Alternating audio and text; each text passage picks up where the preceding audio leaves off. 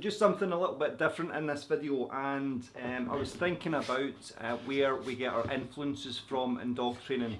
So if we only learn from other dog trainers who have learned from other dog trainers and other animal trainers, then it becomes kind of derivative. All right, so we learn from somebody, we put our own slant on what we've learned, our own influences, and it tends to kind of hone it a little bit. Okay, so we need to both hone our skills and our influences and our knowledge, and also broaden them. Okay, so we broaden the base, and then we start taking what we want from that for our needs. Okay, so I have a real interest in how the human half of the equation moves. Okay, when we're working with our dog, so that we can learn to work with our dog rather and our dog's natural movement, and observe those movements rather than working against them.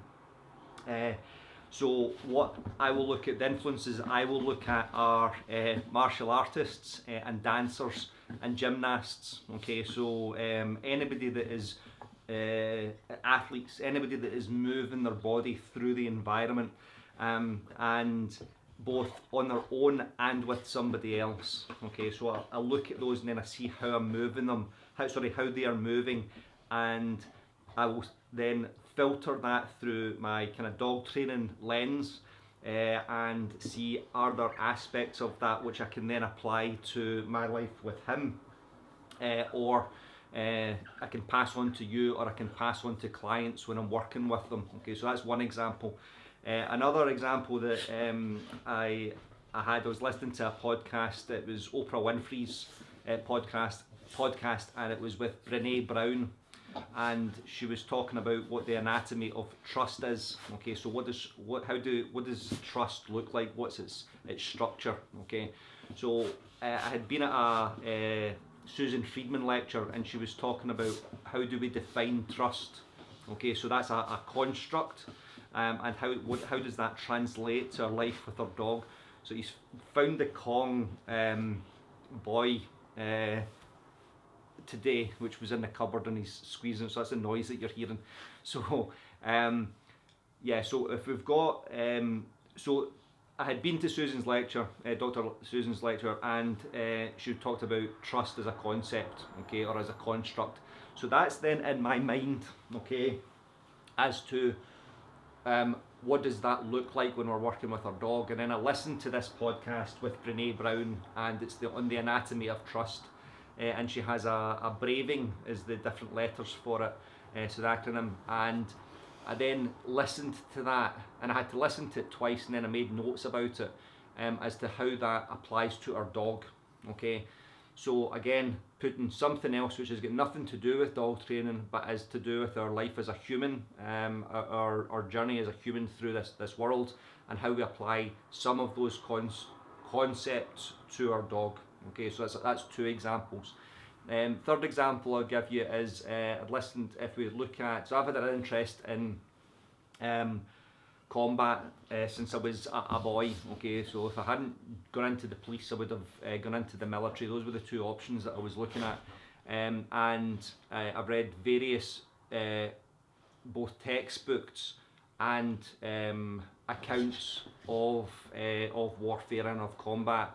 So they talk about arousal there and living under a constant state of threat, okay, and what that does to our body. Okay, so because I've got those, that I read those books, and then if we're dealing with a dog who is traumatized or who can't cope with being in the outside world, those same concepts from the human experience we can apply to our dog moving through the world with their own experience, and see if can we use some of those things in order to help our dogs cope. Okay, so dogs can get PTSD as well as humans can, and if we understand how does it happen in the first place, and then how can we help the individual recover from that trauma, it means that we can apply those concepts and take them with our dog. Now again, as far as we know, he doesn't have the ability to think rationally, as far as we know, okay? And that's not to say that he doesn't, it's just to say as far as we know that he doesn't. but we can take some of those underlying principles and concepts and apply those same principles and concepts to, there you go, there you go, pal, to him, all right, the same as we have with our combat veterans or our trauma survivors.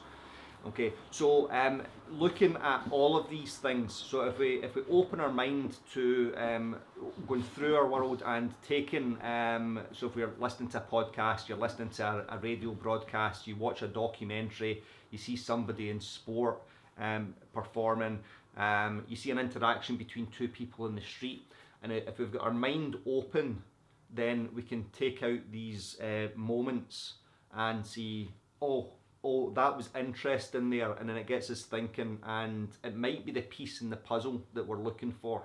Okay, so lastly, very often what I'll do is I'm working with, with my own knowledge as well as working with each individual dog, is if I think about all the things I need to know about dog training and dog behaviour, there's a whole bunch of them, and in my lifetime work, I will never understand one aspect of all of one of them in my lifetime, okay, because there's too much knowledge there, okay, but I can do my best to, and then I can take a little bit of this and a little bit of this, so I can understand ethology, I can understand behaviourism, neuroscience, emotions, and a whole bunch of other things. And if I start taking little bits and building a little bit of the picture here and a little bit of the picture here in a big puzzle, they can all start fitting in, and then we build little bridges between them, okay.